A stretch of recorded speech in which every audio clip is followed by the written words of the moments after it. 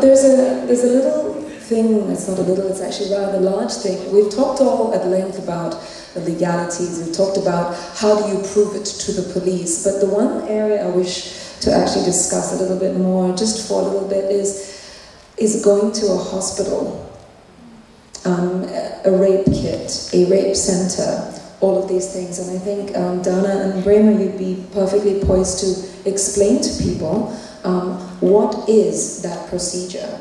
What does a woman do? And where does she go apart from the police in order to prove what has actually been done to her? Well, I think it would be to everybody's advantage to know this and to understand how, because we've spoken, you know, how do you prove it? How do you not prove it? Well, I think that there is an ultimate way in which to prove it. Oh, I think that's a lot to do with timing. The earlier you report the assault, the stronger your case, right? Keeping the evidence. Once you go to make the police report, I mean, I don't know exactly what happens, the official state process, but I know that from our experience at AWARE, what we have been doing in the past is we have tried to talk to the police to make sure that their process of investigation and the interview with the person making the report, it has to be done in a very sensitive way.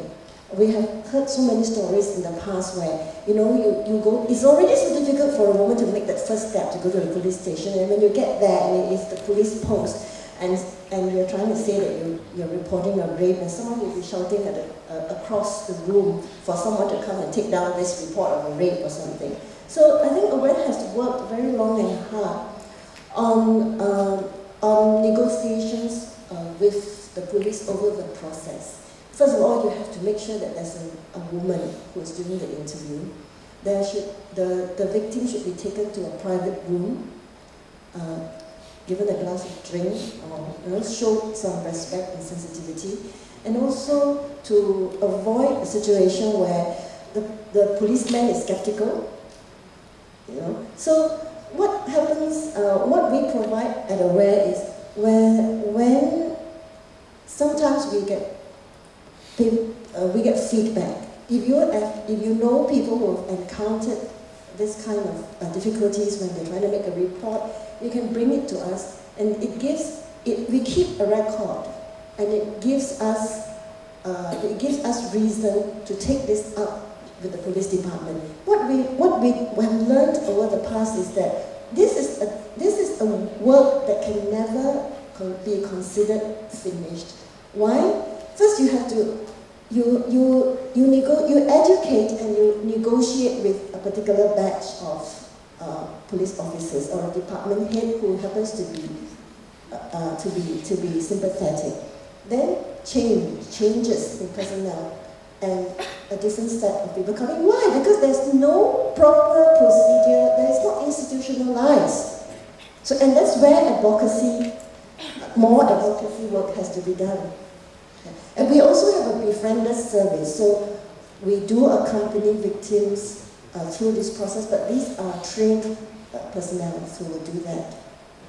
I just want to add on, I think it is important, as Dana said, to be timely and to keep evidence. That means don't immediately have a bath, and the natural instinct is to scrub yourself clean, right? Yeah, so try and call a friend quickly, go to the doctor. Best to go to an emergency unit, because if you go to a GP, from the GP again you'll have to go to an emergency department. Once you enter the hospital system, it is very good. The emergency doctors have been trained to immediately, most hospitals you would notice have a little police post there for all our drunk 2 a.m. kind of patients who come in. But they are also equally helpful for such cases, so the link will be made. We have a rape investigation squad within the police force, And you will find that the link will go back to the investigation squad, a lady will come up. But as Dana says, the training is absolutely important on how you elicit the information without making her get confused, without really making her go through a very difficult process of forgetting information. She's traumatized. So whenever you talk to anybody who's traumatized, accident case, you land at the emergency, you don't even know how you're being hit. What more if you have been raped? So for us, for whatever case like that, keep the evidence. And we always say, I know you're traumatized, but if you can just take out a little slip of paper and jot down a few points, because when we jot it down, it is a way to remember things. But whether it can happen in such a situation is another story altogether. So these are some pointers I have here. Jolene, I think you have a few words to say. Yeah, I just wanted to add that in the course of our research, one of the things we did look for was medical services for rape victims, because we thought that might be a source of useful people to speak to. I found it interesting that when we looked at for instance, the KKH website, there is a section for women's health services, and that includes very prominently services related to pregnancy or services related to menopause. But I thought it was interesting that there was no number saying this is the number that you call if you have been raped or sexually assaulted. And it's great that emergency people are trained, but it probably would be helpful if there was more obvious information that people could access in the privacy of their homes. Yes, please.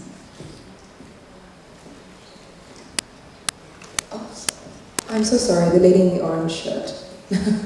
I beg your pardon, sorry.